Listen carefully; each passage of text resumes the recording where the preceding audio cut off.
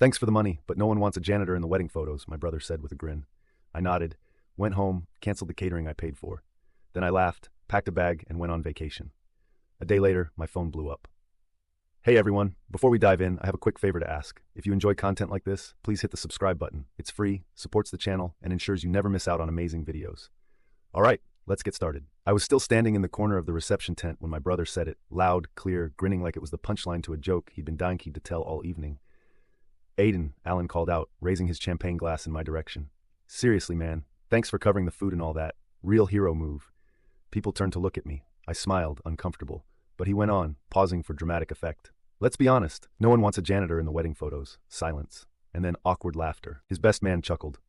His bride, Emma, hid her face behind her wine glass. A few cousins looked at their shoes. One of Alan's coworkers gave me a pitying glance and turned away. I just stood there in my work boots and blue uniform shirt, the faint scent of bleach still lingering on my sleeves. I laughed just once, a small exhale through the nose, and then I said, "You're right." That was all. I didn't throw a drink. I didn't yell. I didn't storm out like in some movie. I just smiled at my little brother, turned around, and walked off the grass and into the parking lot like nothing happened. But inside, something split. Quietly. Cleanly. The way you don't feel a deep cut until you see the blood. I sat in my car for a long time, watching people dance through the reception hall windows. They looked like shadows against the fairy lights. I pulled out my phone, opened the catering confirmation I'd paid for weeks ago. $8,793 non-refundable if within 24 hours. I was just in time. I hit cancel. And then I booked a one-way ticket to Costa Rica. No one wants a janitor in the wedding photos? Fine. Let's see how they like wedding photos with no food on the tables. Thanks for the money, but no one wants a janitor in the wedding photos. That sentence didn't just sting. It detonated everything I'd been too blind to see for the last 8 years. Let me back up. Alan's my younger brother.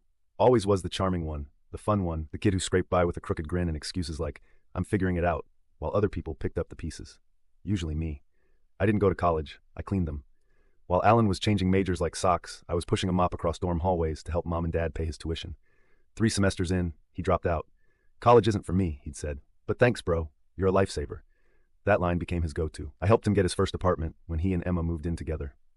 Covered the deposit, paid his overdue utilities. When they got engaged, he said, "You're the only one I trust with the wedding, Aiden. Can you help us pull it off?" He knew I'd say yes. I always did. So I did the impossible. Picked up overtime shifts, skipped weekends, gave up my only vacation in years. I funneled every extra dollar into that wedding. I paid for the catering. I helped Emma's mom with the venue deposit when she forgot her checkbook.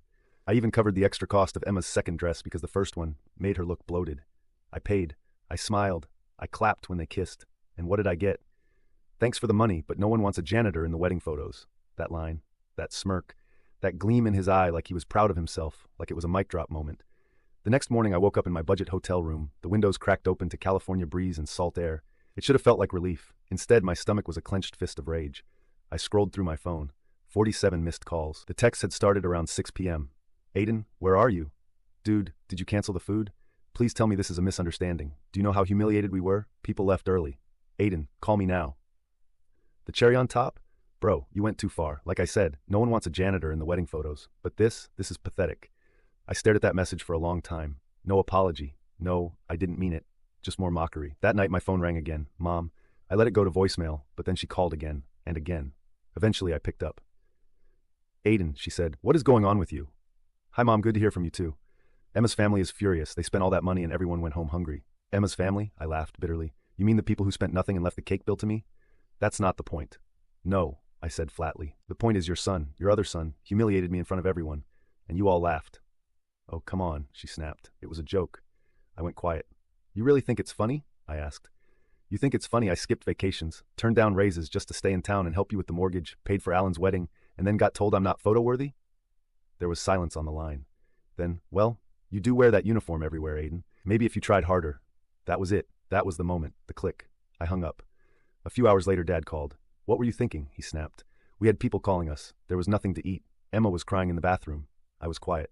"You listening, son?" "Dad," I said calmly, "can I ask you something?" "What?" "When Alan dropped out of school, who paid his last tuition bill?" "You did," he said, annoyed. "But that's not." "When his car broke down and he needed a new transmission, who helped him buy a used one?" "You did." "When you and Mom were behind on the house 3 winters ago and the heating was about to be shut off." There was a pause. Then he grunted. "What's your point?" "My point," I said slowly, "is that I have always shown up, and not once, not one single time, has any of you thanked me without adding a guilt trip after. And now you all act like I owe you my silence, my humiliation?" "You're being dramatic." No, Dad, I'm being done. Later that week, I went by Alan's house. Not to make peace, not even to argue. I just wanted to drop off the receipts. He opened the door shirtless, beer in hand. Oh, he said, scratching his head. The ghost returns. I handed him a manila folder. What's this? All the receipts for the wedding, I said. Catering, rentals, deposits, tips. You and Emma might want to actually pay people this time. He snorted. Trying to prove you're the hero again? I just stared at him. You think you're better than me, he said, but all you do is mop floors and hold grudges. No, I said. I think I've been a fool, a janitor who believed love could be bought, who thought family meant something. Alan smirked. Guess you finally figured it out. I nodded. Yeah, and I hope you enjoy living with the consequences. 3 days after the wedding, silence. No calls, no texts, no apology, just complete cold nothingness. Then a letter arrived, white envelope, my name in delicate handwriting. Inside was a typed message from Emma. Dear Aiden, we hope you understand what your actions cost us. My parents were humiliated. Alan is heartbroken. We're asking you to do the right thing and reimburse the expenses we had to cover after the catering cancellation. Enclosed is an invoice. We expect a transfer by Friday. Family means responsibility.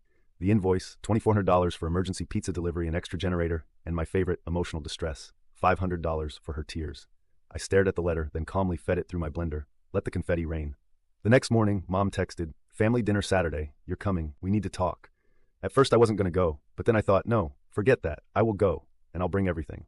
Saturday night, 6 p.m., I walked in with a backpack over my shoulder. Inside, my laptop and a USB stick full of receipts, screenshots, and a video I'd been saving. They were already seated. Mom had tissues in hand like she was preparing to cry. Dad sat arms crossed, stern face. Emma looked smug and wounded all at once. Alan was dressed up like he was giving a TED Talk, confident, cold. Aiden, Mom said softly, we're glad you came. Don't be, I replied. This won't take long. Emma leaned forward. We're all trying to move past this, but you humiliated us. Do you understand that? You ruined our day. I held up my hand. You've had your turn. Now it's mine. I placed my laptop on the table and powered it on. What is this? Dad asked, already suspicious. Proof. I clicked play on a video from the rehearsal dinner. My friend, a photographer, had accidentally captured this while testing her camera. The mic was on. Alan stood with Emma and her parents. Emma's mom. So your brother's covering the catering? Alan, laughing. Yeah, poor guy thinks it makes him feel included. Emma, let him. It's the only way he'll ever be part of something decent. Don't worry, he's used to cleaning up after other people, literally. I paused the video. The room was dead silent. Still funny? I asked. Nobody answered. Mom looked like she wanted to disappear. Dad's face went pale. Emma stood up quickly. That's taken out of context, is it? I opened another folder. Screenshots. Alan's text messages to a friend. Alan, Aiden's paying for catering. Told him we're broke. Emma's dad is covering the DJ, but we're pocketing the rest. Lol. Free food FTW. I looked directly at Alan. You lied to me, used me, and then mocked me. He stood now too. You betrayed this family. No, I said. I finally stopped playing the idiot. Dad slammed his hand on the table. You're acting like a child. I turned to him. Calm, focused. No, I'm finally acting like a man who's done being your backup plan. Emma's voice shot out like a whip. You destroyed our wedding. No, I said. I gave myself back my dignity. I picked up my backpack. Before walking out, I paused at the door. Oh, and by the way, I sent the video to every guest who attended your wedding, including your boss, Alan. He stiffened. Remember how you laughed about janitors being beneath you? Let's see how that lands in the HR department. Emma gasped. You didn't. I did. And then I walked out. Not in anger, in freedom. Behind me, I heard Emma burst into tears. And for the first time in years, I felt absolutely nothing. The family falls apart, and someone unexpected comes back into the picture. I didn't drive home after I walked out of that dinner. I drove to the edge of the coast, parked the car, sat on the hood, and just stared at the ocean. For the first time in my life, I didn't feel responsible for anyone but myself. The waves didn't need anything from me. They just were.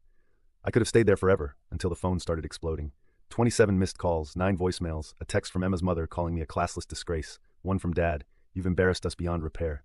But the real kicker? Alan, you're dead to me. You'll regret this. I read it 3 times, smiled, and deleted it. No rage, just relief. What I didn't expect was the public reaction. Apparently, someone at the wedding caught the tail end of my speech on video and uploaded it to TikTok. The audio of me saying, I gave myself back my dignity, was already trending by day 3. This is the most satisfying real-life moment I've ever seen. Dude's a janitor, but just mopped the whole family. Even BuzzFeed DM'd me asking for the full story. I ignored it all. I didn't need validation, but wow, it felt good. On Thursday it got quiet, and that's when Sophie texted me. Sophie, my ex, we dated for 2 years back when I was still trying to earn my family's approval. She left because she couldn't watch me get walked over anymore. Sophie, I saw the video. I've never been prouder of you. I always knew there was fire in you. They just buried it. We met for coffee 2 days later. No expectations, no awkward tension, just 2 people who had survived the same storm and finally stepped into the sun. I left because I couldn't stand how they treated you, she said quietly, stirring her drink. I kept hoping you'd see it for yourself. I saw it, I said. Finally. She smiled. So now what? I don't know, I said, but for the first time, it'll be my decision. Back home, things were burning. Emma left. Alan walked out on him 3 days after the video went viral. Apparently, her parents told her she was a disgrace to their reputation. Alan messaged me 2 words, "You win." I didn't reply. Then came the surprise I wasn't expecting. Kelly, my cousin, reached out. "I'm done with them too. You inspired me. I just signed the lease on my own place." She'd always been the quiet one at family gatherings, always watching. Turns out she was watching everything. By Sunday, my mom came to my apartment. I didn't let her in. "I just want to talk," she said through the screen door. "So talk." Her voice trembled. "You broke the family, Aiden." "No," I said. "The family was broken long before I stopped fixing it." She opened her mouth to argue, but didn't. Instead, she whispered, "Your father's not speaking to anyone. Alan hasn't left his house." "Not my burden anymore," I said. "You made that clear. You really won't help us?" she asked. "Not even now?" "No." Her eyes welled. "I don't even recognize you," I smiled, finally, and I shut the door. The next day, I checked my email. There was a message from Sophie. "I'm flying to Costa Rica in 3 weeks. You said you always wanted to go. Still want to?" I stared at the screen, then typed, "Booked." I left 2 days later for a short trip first. Not Costa Rica, just a quiet weekend alone. The night before I left, I stood on my balcony, sipping whiskey. Waves of messages still flooded my socials, people sharing their own stories, thanking me for saying what they never could. I wasn't trying to be an example. I just finally stood up. At 9:12 p.m., another message came in. "Brian, Alan's ex-best friend. Proud of you, man. He always treated you like trash. You burned it all down and still came out clean." I smiled, not for the praise, but because it was finally over. I looked out over the city lights and whispered to the sky, "Thanks for the wedding photos." Then I raised a glass to the night air, to freedom, to truth, to finally saying no. Some bridges need to burn so you can finally feel the warmth. 2 months later, warm evening, Costa Rica. Ocean breeze kissed my skin as I lay in a hammock with a book I hadn't touched in years. It smelled like mango trees and salt. No phones ringing, no guilt hanging around my neck like a noose. I was free. But you know what surprised me most? I didn't miss them, not even a little. When you grow up in a family like mine, you're trained to feel one thing above all, obligation. They tell you, family is everything. You don't turn your back on blood. You're the older one. It's your job. But they never talk about respect. Never mention mutual effort. Never admit that love without boundaries is just control dressed in a Hallmark card. I thought I was doing the right thing for years. Paying, fixing, bending, shrinking. And for what? To be called a janitor at my brother's wedding? To be cut out of photos and then asked to pay for dessert? No, no more. The week after the wedding went viral, I got messages from strangers, people saying I was brave, that I'd inspired them, that they finally cut off their own toxic parents, siblings, even spouses. One message stood out.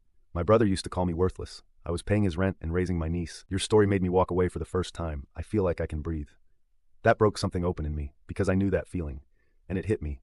I didn't just take my life back. I gave people permission to take theirs too. Alan? Still unemployed. Emma? Never came back. Last I heard, she was trying to marry into a wealthy family her dad knew through golf. Good luck with that. Mom and Dad? They tried one last stunt, sending a family friend to mediate. A guy I hadn't seen since high school showed up at my door like some peace ambassador. "You've made your point," he said. "They get it now. Maybe it's time to come home." I didn't answer. I just reached for my phone, opened the photo from the wedding. The one where Alan's laughing with a champagne glass and I'm in the corner, cropped halfway out of frame, and zoomed in. "They didn't just crop the photo," I said. "They cropped me." He stood there, no words. Then he nodded and left. Sophie and I didn't get back together, but we stayed close, bonded by scars the same shape. She came to visit me once in Costa Rica. We drank rum on the beach and talked until sunrise. And when she left, she smiled and said, "You're not the same guy I walked away from." And that's a good thing. She was right. A few weeks ago, I did something I put off for years. I walked into a local office supply store, bought a whiteboard, and wrote one word across the top in bold black letters, boundaries. Underneath, I listed 10 names, 10 people I'd spent years trying to please. Next to each name, I added a column. Respected me, used me. Only 2 names got a check mark, and one of them was mine. Now when people ask if I regret what I did, canceling the catering, exposing the truth, burning every bridge with a flamethrower, I laugh, because what I lost wasn't family, it was an illusion. They didn't love me. They loved what I could do for them. They loved the silence, the obedience, that yes, of course, every time they stretched their hands out and I opened my wallet. But when I stood up, when I said no, they turned into strangers. And maybe they always were. Some people dream about revenge. I dreamed about quiet mornings, coffee with no dread in my stomach, friends who text me because they want to, not because they need something. I dreamed of waking up without the weight of being someone's emotional garbage can.